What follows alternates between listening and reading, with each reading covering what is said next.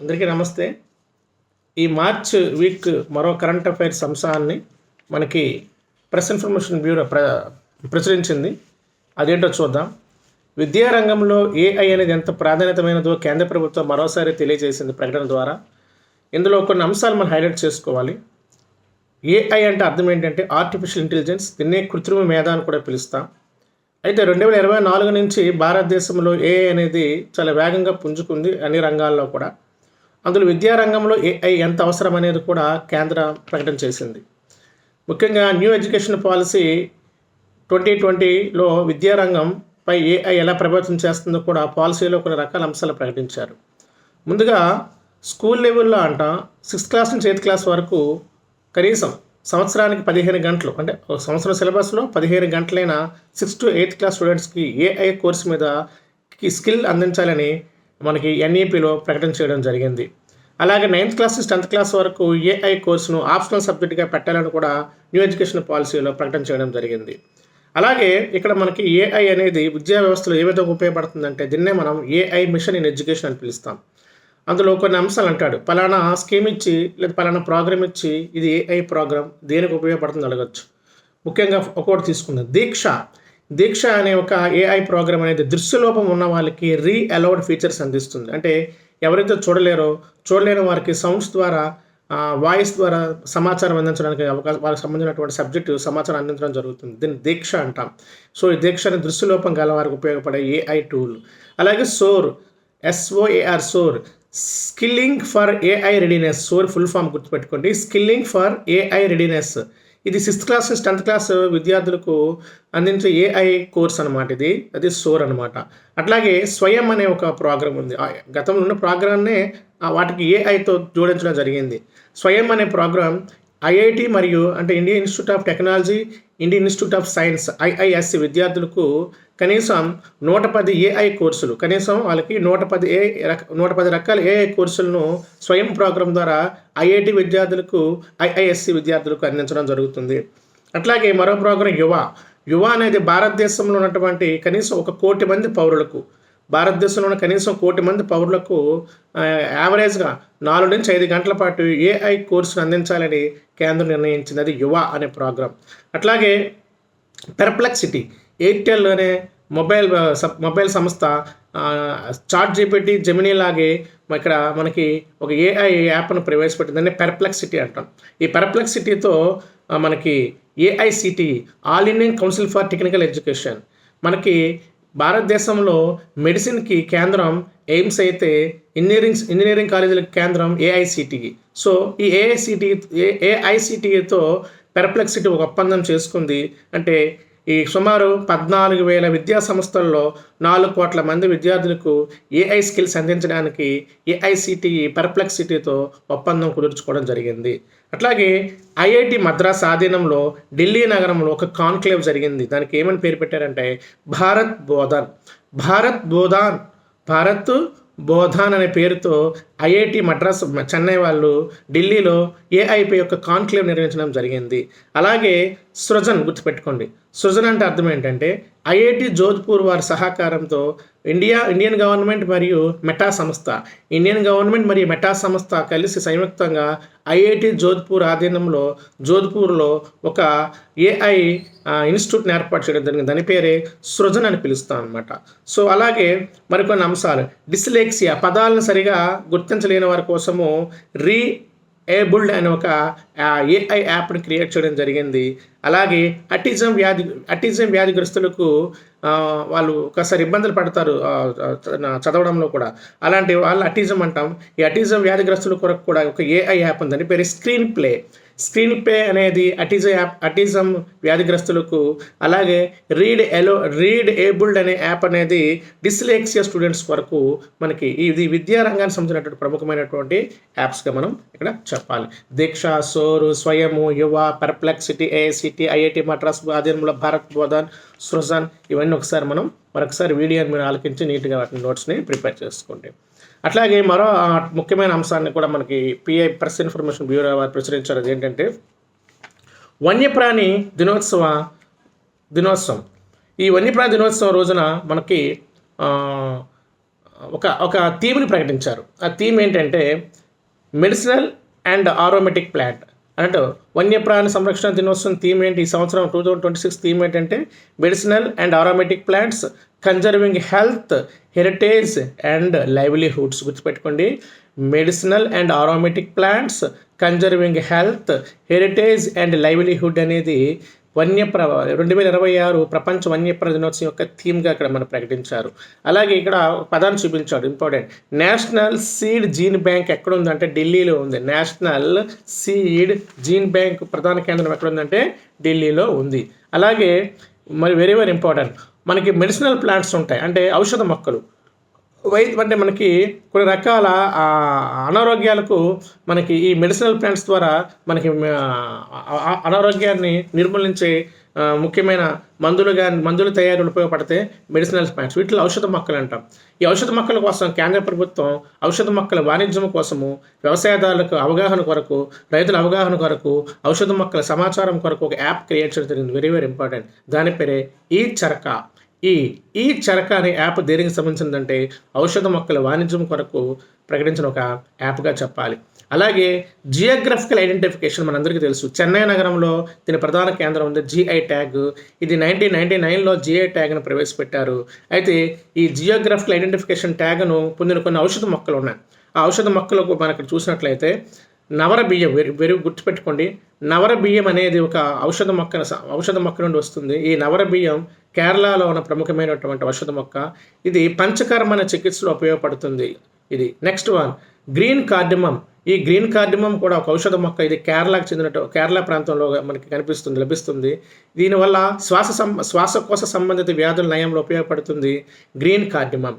అలాగే గంజాం కేవాడ్ ఫ్లవర్, గుర్తుపెట్టుకోండి, గంజాం కేవాడ్ ఫ్లవర్. ఇది ఒడిస్సా రాష్ట్రంలో మనకి కనిపిస్తుంది ఔషధ మొక్క. ఇది కంటి సమస్యలు నివారించడానికి ఉపయోగపడుతుంది. అలాగే కుంకుమ పువ్వు, ఇది జమ్మూ కాశ్మీర్లో మనకి కనిపిస్తుంది. ఇలాంటి మొక్కలు ఇవి మైగ్రేన్ మరియు గాయాలు మానడానికి ఉపయోగపడుతుంది కుంకుమ పువ్వు. చివరిగా నాగౌరి అశ్వగంధ. ఇటీవల రీసెంట్గా జిఐ ట్యాగ్ పొందినటువంటి ఔషధ మొక్క ఏంటంటే నాగౌరి అశ్వగంధ. ఇది 2025లో దీనికి జిఐ ట్యాగ్ వచ్చింది, లేటెస్ట్ ఇది అనమాట. నాగౌరి అశ్వగంధ అనేది రాజస్థాన్లో లభించే ప్రముఖమైనటువంటి ఒక ఔషధ మొక్క. సో నవరబియ్యం కేరళ, గ్రీన్ కార్డిమమ్ కేరళ, గంజాం క్యావెట్ ఫ్లవర్ ఒరిస్సా, కుంకుమ పువ్వు జమ్మూ కాశ్మీర్, నాగౌరి అశ్వగంధ రాజస్థాన్. ఇవన్నీ కూడా జిఐ ట్యాగ్ పొందినటువంటి ప్రముఖ ఔషధ మొక్కలుగా మనం ఇక్కడ చూడవచ్చు. ఇది కూడా మనకి వార్తల్లో నిలిచినటువంటి జిఐ ట్యాగ్ ఔషధ అంశాలు. నెక్స్ట్ పండగల కోసం కూడా మనకి ఈ ప్రెస్ ఇన్ఫర్మేషన్ బ్యూరో వారు ప్రచురణ చేశారు. అదేంటంటే డోల పూర్ణిమ, డోల జాతర, డోల ఆరు ధోలు అంటారు. డోల పూర్ణిమ, డోల జాతర, డోల ఉత్సవం. డోల అనే పదానికి అర్థం పల్లకి అని పిలుస్తాం. యాక్చువల్గా డోల పూర్ణిమ అనే పండగ, అలాగే డోల జాతర అనే పండగ, డోల ఉత్సవం అనే పండగ ముఖ్యంగా చైతన్య మహాప్రభు, మనకు తెలుసు చైతన్యుడు, బెంగాల్కి చెందినటువంటి చైతన్య మహాప్రభు ఇతని యొక్క ఒక ప్రముఖ భక్తి ఉద్యమకారుడు. ఇతడు జన్మదిన సందర్భంగా డోల పూర్ణిమ, డోల జాతర, డోల ఉత్సవం జరుపుకుంటాం. ఇది ఇవి ఒక్కొక్క ప్రాంతంలో ఒక్కలా పిలుస్తారు. ఒరిస్సాలో డోల పూర్ణిమ అంటాము, వెస్ట్ బెంగాల్లో వసంతోత్సవం లేదా డోల జాతర అని పిలుస్తారు. అలాగే మనకి అస్సాంలో డోల ఉత్సవ్ పాగువా, గుర్తుపెట్టుకోండి, డోల ఉత్సవ్ పాగువా అని ఉత్సవం ఏ రాష్ట్రంలో జరుపుతారంటే అస్సాం. అలాగే వసంతోత్సవం, డోల జాతర ఎక్కడ జరుపుతారంటే వెస్ట్ బెంగాల్. డోల పూర్ణిమ పండుగ ఎక్కడ జరుపుతారంటే ఒరిస్సా. ఇది చాలా చాలా ఇంపార్టెంట్ పండుగలుగా మనకి రీసెంట్గా మనకి ప్రకటించడం జరిగింది. అట్లాగే మరో అంశాన్ని మనం ఇక్కడ చూడవచ్చు, దాని పేరే గ్లోబల్ డ్యాన్స్ ఓవర్చూర్. గుర్తుపెట్టుకోండి, గ్లోబల్ డ్యాన్స్ ఓవర్చూర్ అంటే ఏంటంటే రష్యాకి చెందిన జానపద కళాకారులు, అలాగే భారతదేశం చెందిన జానపద కళాకారులు ముఖ్యంగా డ్యాన్స్ ప్రదర్శన చేసే ట్రూప్స్ అనమాట. అంటే అంటే రష్యాలో సైబీరియా ప్రాంతానికి చెందిన, సెయింట్ పీటర్స్బర్గ్ ప్రాంతానికి చెందిన ప్రముఖ, అలాగే కాక్సస్ పర్వత ప్రాంతాల్లో నివసించే కొంతమంది గిరిజనుల యొక్క సాంప్రదాయాలు యొక్క డ్యాన్సులను భారతదేశంలో సంగీత ప్రదర్శన అంటాం. డ్యాన్స్ ప్రదర్శన, సంగీత ప్రదర్శన, నాటక ప్రదర్శన లాగా ఢిల్లీ నగరంలో రష్యా మరియు భారతదేశం సంయుక్తంగా ఈ డ్యాన్స్ ప్రదర్శన చేయడం జరిగింది. అలా ఆ డ్యాన్స్ ప్రదర్శనను రష్యా వాళ్ళు ముఖ్యంగా ప్రదర్శించిన డ్యాన్స్ ఏమని పేరంటే కోస్ట్రామా. కోస్ట్రామ్ అనే జానపద డ్యాన్స్ ఏ దేశానికి చెందిందని అడగచ్చు. రష్యాకి చెందిన కోస్ట్రామా. మరి భారతదేశం ఏ పేరుతో డ్యాన్స్ ప్రదర్శించిందంటే జయతి జయ మమ భారతం. జయతి జయ మమ భారతంతో అనే పేరుతో భారతదేశం డ్యాన్స్ ప్రదర్శన చేసింది. కోస్ట్రామా అనే పేరుతో రష్యా జానపదాన్ని ప్రదర్శన చేసింది. వీటికి ఏమని పేరు పెట్టారంటే గ్లోబల్ డ్యాన్స్ ఓవర్చూర్ ప్రదర్శన. ఈ రెండు కూడా భారత్ మరియు రష్యాకు చెందినటువంటి సంయుక్త డ్యాన్స్ ప్రదర్శనగా మనం ఇక్కడ గుర్తించాలి. అది ఢిల్లీ నగరంలో మనకి ఇక్కడ జరిగింది. అట్లాగే ఇక్కడ మరొకటి సంగీత నాటక అకాడమీ చైర్మన్ ఎవరు అంటే సంధ్యా పురేచా. సంగీత నాటక అకాడమీ, ఎందుకంటే ఈ డ్యాన్స్ ఓవర్చూర్ అనే పేరుతో వచ్చినటువంటి రష్యా భారత్ డ్యాన్స్ ప్రదర్శన ఢిల్లీలో జరిగినటువంటి ప్రదర్శనకి సంగీత నాటక అకాడమీ ఆధీనంలో జరిగింది. కాబట్టి సంగీత నాటక అకాడమీ చైర్మన్ ఎవరని అడగచ్చు, సంధ్యా పురేచా. గుర్తుపెట్టుకోండి, సంధ్యా పురేచా. అట్లాగే మరో అంశం అటుకల్ పొంగల్. పొంగల్ అనేది మనకు తెలుసు, ముఖ్యంగా ఆంధ్రప్రదేశ్ కేరళ ప్రాంతంలో అలా కొన్ని కర్ణాటక ప్రాంతాల్లో జరుపుకుంటారు పొంగల్. అట్లాగే దీన్ని మనం సంక్రాంతి అని కూడా పిలుస్తాం. అలాగే కేరళ రాష్ట్రంలో అటుకల్ పొంగల్ అనే పేరుతో రీసెంట్గా ఒక పండగ జరిగింది.